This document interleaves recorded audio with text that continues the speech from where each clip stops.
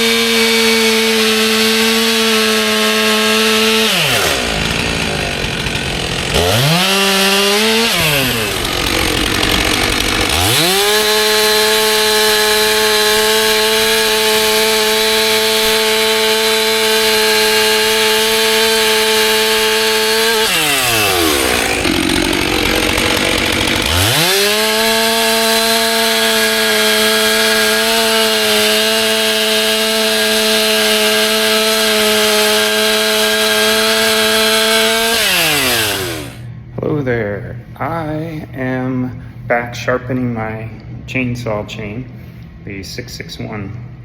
I've noticed over the number of months that I cut that as I sharpen, I use a 2-in-1 to sharpen, and it does a nice job. But what I've begun to wonder, and some of you are mentioning in the comments that, hey, my chain is dull. Well, I just sharpened it. As before I sharpened, I touched the cutters, the teeth, and they were pretty sharp. Now I went ahead and sharpened again, and it's really sharp. But what I have started to wonder is the depth here. I forget what they're called, rakers maybe, if they're not getting low enough.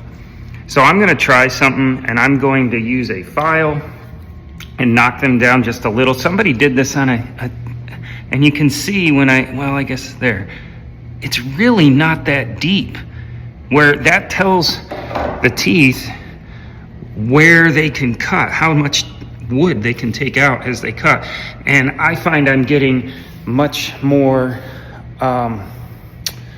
fine sawdust instead of chips. So I'm gonna try and do that and see if that makes a difference the next time I cut. So I ran my file over each of the rakers, and I'm hoping that it gave me a little more depth between the cutter and the raker. So we'll see if that helps take a little more out of the wood as I cut and allow me to really bite in, not give much kickback, but we'll see what happens. Always learning, always trying.